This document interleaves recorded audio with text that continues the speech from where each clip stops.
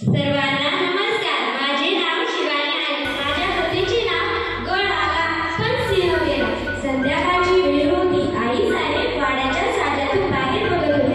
सोनेरी किरणाच्या प्रकाशात एक आवाडा उपयोगी दिसत होता. प्रचंड आकर्षक भययुक्त त्या किल्ल्याचे नाव म्हणजे कोंढाणा. त्या किल्ल्यावर मुघलांचे हिरोनिशाण फडकत होतं. हा किल्ला आपल्या स्वराज्यात का नाही या विचारात ते मग्न झाले. तेवढ्या शिवळे आले आणि म्हणाले, काय विचार करत आहात आई साहेब? त्या म्हणाल्या, या किल्ल्यावरचं हिरोनिशाण आम्हाला पोहोचते. शिवराय म्हणाले, ते तर आम्हालाही उपजते. आईची इच्छा ती तर पूर्ण करायलाच हवी. या कामगिरीसाठी निवडावं कोणाला? कोण जिंकेल हा विचार शिवराय करू लागले.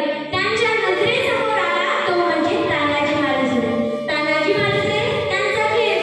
तानाजी मालुसरे कोकणातल्या उमरठी या गावचा राहणारा. तानाजी मालुसरे अंगापिंडाने भरदार होता. छाती तर एखाद्या बुरजासारखी विलिप्त होती.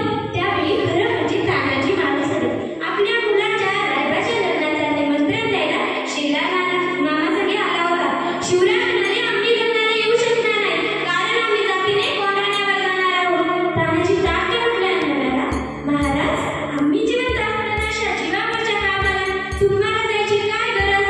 ते काही नाही, आधी लग्न कोंढाण्याचं, मग माझ्या रायबाचं. शिवरायांसाठी स्वराज्यासाठी आपल्या मुलाचं लग्नही बाजूला ठेवलं. शिवरायांचं स्वराज्याचं काम करणे हा त्यांचा बाणा.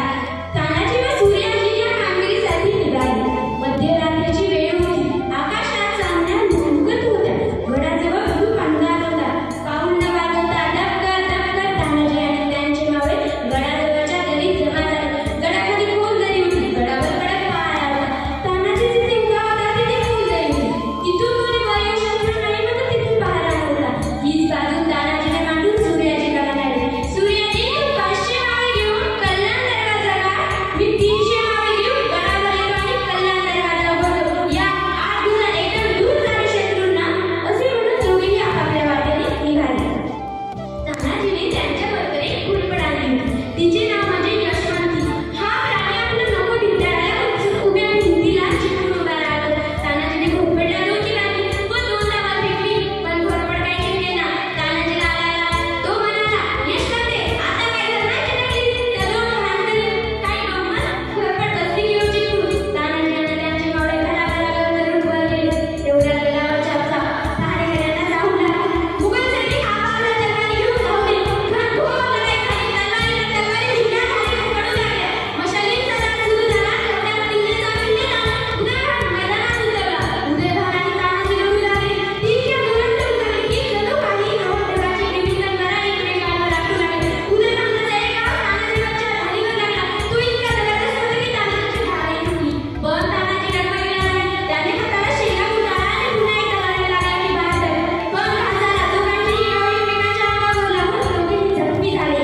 तानाजीला पडलेला पाहून मावळ्यांचा धीर कसला. मावळे पळू लागले. हे पाहून सूर्याजीने तो दर चढवून मावळे वर आणले. तो दोरच त्याने कापून टाकला आणि मावळ्यांना म्हणाला, आता तुमचा बाप इथं मरून पडले तरी ठाऊमाईसारखं काय बोलताय? मी गडाचा दोर कापून टाकला आहे. गडावर गडा टाकून पळाला शत्रूवर तुटून पडला. त्यांच्या या शब्दाने मावळ्यांचा थोर पुरुषार्थ जागा झाला.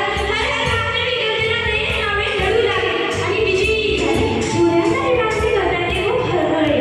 गड आला, पण मात्र सिंहासारखा शिवून तानाजी मात्र गेला. ही घटना 4 फेब्रुवारी 1670 मध्ये घडली.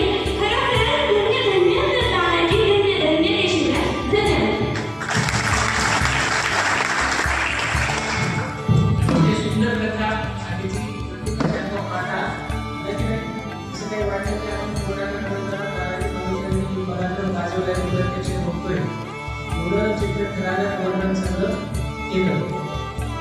कोणी नाही फक्त घाईमध्ये सांगितलं, पण आणखी जर समजा तुम्ही घाई केली नसती तर प्रत्येकाच्या अंगावर जे रोमांचून ठेवते